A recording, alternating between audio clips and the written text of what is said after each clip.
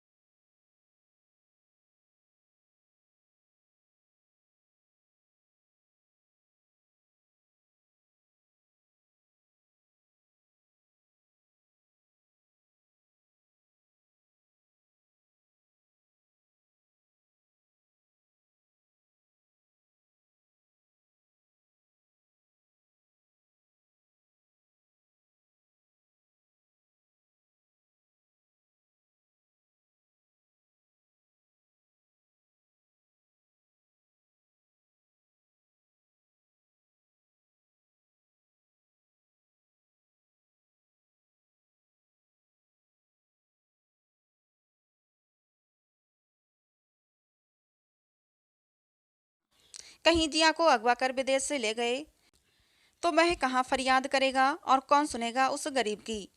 वह रात संगीता और विक्रम पर बहुत भारी गुजरी। कितने ही बुरे बुरे ख्याल रात भर उन्हें परेशान करते रहे। उनका प्यार और जिया का भविष्य रात भर तराजू में तुलता रहा। रात भर आंखें डबडबाती रहीं, दिल डूबता रहा। सुबह होते ही दीक्षित साहब ने विक्रम को कोठी पर बुलवाया। बुलावे के नाम पर तिलमिला गया और वहां पहुंचते ही विक्रम चिल्लाया, नहीं दूंगा मैं अपनी बेटी। नहीं चाहता मैं कि मेरी बेटी राजकुमारी सा जीवन जिए। आप इतने दयावान हैं तो दुनिया भरी है गरीबों से, अनाथों से, हम पर ही इतनी मेहरबानी क्यों? उसकी बात सुनकर दीक्षित दंपति को जरा भी बुरा नहीं लगा। बड़े प्यार से उसका स्वागत किया और उसे अपने बराबर सोफे पर बिठाया। बड़ी सहजता से उन्होंने पूरी बात समझाते हुए अपनी याचना उसके सामने रखी, लेकिन विक्रम बार बार मना ही करता रहा। तब उन्होंने विक्रम के सामने एक ऐसा प्रस्ताव रख दिया जिसे सुनकर वह हैरान रह गया। उसने तो पहले इस बारे में कभी सुना ही नहीं था। दीक्षित दंपति ने विक्रम के सामने संगीता की कोख किराए पर लेने का प्रस्ताव रखा था। विक्रम का चेहरा बता रहा था कि वह कुछ नहीं समझा है, तो उन्होंने विक्रम को समझाया कि जैसे आजकल हम जरूरतमंदों को अपना खून, आंखें दान करते हैं, वैसे ही किसी निसंतान दंपति को संतान का सुख देने के लिए कोख का भी दान किया जा सकता है। ऐसे निसंतान माता पिता को किसी की संतान गोद नहीं लेनी पड़ती, बल्कि वे अपनी ही संतान पा सकते हैं। विक्रम तब भी कुछ नहीं समझा तो दीक्षित साहब ने उसे फिर समझाया। बस तुम इतना समझो कि ऐसे में डॉक्टरों की मदद से संतान के इच्छुक पिता का बीज किराए की कोख में रोप दिया जाता है, जिसे 9 महीने तक गर्भ में रखकर शिशु का रूप देने वाली माँ सैरोगेट माँ कहलाती है। हमारी सरकार ने इसे कानूनी तौर पर वैध भी घोषित कर दिया है। इतना ही नहीं, उन्होंने ये भी स्पष्ट कर दिया कि इस दौरान वे संगीता के इलाज, दवाइयों, अस्पताल के खर्च के अलावा उसकी खुराक आदि का पूरा ख्याल रखेंगे। संगीता भले ही लड़के को जन्म दे या लड़की को, उन्हें वह बच्चा स्वीकार्य होगा और वे उसे लेकर विदेश जा बसेंगे। ये सब पूरी लिखा पढ़ी और कानूनी कार्रवाई के साथ होगा। संगीता जिस दिन डॉक्टरी प्रक्रिया से गुजरकर गर्भवती हो जाएगी, उन्हें पहली किस्त के रूप में 50,000 रुपये दे दिए जाएंगे। उसके बाद बच्चे के जन्म पर उन्हें 2 लाख रुपये और दिए जाएंगे। दीक्षित साहब ने सब कुछ विक्रम को कुछ इस तरह समझाया था कि उसने संगीता को इस काम के लिए राजी कर लिया। एक परिवार का सोना आंगन बच्चे की किलकारियों से गूंज उठेगा और उनका अपना जीवन अभावों के दलदल से निकलकर खुशियों से भर जाएगा। जल्दी ही पूरी डॉक्टरी प्रक्रिया और कागजी कार्रवाई से गुजरकर विक्रम और संगीता अपनी बेटियों के साथ दीक्षित की कोठी के पीछे नौकरों के क्वार्टर में रहने को आ गए। उन्हें पहली किस्त के रूप में 50,000 रुपये भी मिल गए थे। समय सपनों की तरह बीतने लगा था। संगीता की हर छोटी बड़ी खुशी का ख्याल दीक्षित दंपति रखने लगे थे। संगीता की सेवा के लिए अलग से एक आया रखी गई थी। रिया और जिया अच्छी तरह रहने लगी थीं। विक्रम ये सब देखकर खुश था कि उसका परिवार सुखों के झूले में झूलने लगा था। संगीता अपनी बेटियों के खिले चेहरों को देखकर, अपने पति को निश्चिंत देखकर खुश थी, लेकिन अपने आप से खुश नहीं हो पाती थी। पता नहीं क्यों अपने अंदर पल रहे जीव से वह जुड़ नहीं पा रही थी। उसे वह न अपना अंश लगता था, न उसके प्रति ममता ही जाग रही थी। उसे हर पल लगता कि वह एक बोझ उठाए ड्यूटी पर तैनात है और उसे अपने परिवार के सुनहरे भविष्य के लिए एक निश्चित समय तक ये बोझ उठाना ही है। भले ही अपनी दोनों बेटियों के जन्म के दौरान संगीता ने बहुत कष्ट व कठिनाइयां झेली थीं। तब ना डॉक्टरी इलाज था, न अच्छी खुराक ही थी। उस पर घर का सारा काम भी उसे करना पड़ता था। फिर भी उसे ये सब सुखद लगता था, लेकिन अब कदम कदम पर बिछे फूल भी उसे कांटों जैसे लगते थे। अपने भीतर करवट लेता नन्हा जीव उसे रोमांचित नहीं करता था। उसके दुनिया में आने का इंतजार जरूर था, लेकिन खुशी नहीं हो रही थी। और फिर आखिर वह दिन आ भी गया जिसका दीक्षित दंपति को बहुत बेसब्री से इंतजार था। सुबह लगभग 4 बजे का समय था। संगीता फिर सब पीड़ा से बेचैन होने लगी थी। घबराया सा विक्रम दौड़कर कोठी में खबर करने पहुंचा। संगीता को तुरंत गाड़ी में बिठाकर नर्सिंग होम ले जाया गया। महिला डॉक्टरों की एक पूरी टीम लेबर रूम में पहुंच गई, जहां संगीता दर्द से छटपटा रही थी। फिर सब पूर्व की जांच पूरी हो चुकी थी। अभी कुछ ही क्षण बीते थे कि लेबर रूम से एक नर्स बाहर आकर बोली कि संगीता ने बेटे को जन्म दिया है। यह खबर सुनते ही दीक्षित दंपति के चेहरों पर खुशी की लहर दौड़ गई, जबकि विक्रम का चेहरा लटक गया कि काश 2 बेटियों के बाद संगीता की कोख से जन्म लेने वाला ये उनका अपना बेटा होता। लेकिन पराई अमानत पर कैसी नज़र, विक्रम अपने मन को समझाने लगा। गुलाबी रंग के फर वाले बेबी कमल में लपेटकर लेडी डॉक्टर जैसे ही बच्चे को लेकर बाहर आई, श्रीमती दीक्षित ने आगे बढ़कर उसे गोद में ले लिया। संगीता ने आंखों में आंसू भरकर मुंह मोड़ लिया। दीक्षित साहब ने धन्यवाद स्वरूप विक्रम के हाथ थाम लिए। जहां दीक्षित साहब के चेहरे पर अद्भुत चमक थी, वहीं विक्रम का चेहरा मुरझाया हुआ था। तभी श्रीमती दीक्षित चिल्लाई, डॉक्टर, बच्चे को देखो।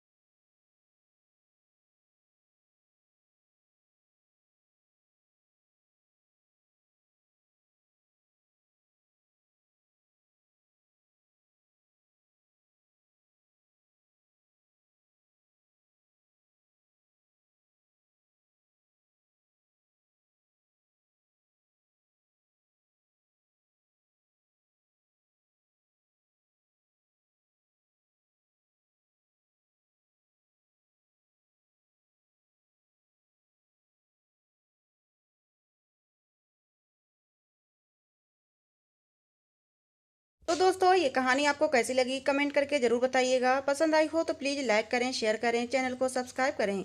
मिलते हैं दोस्तों किसी नई कहानी में।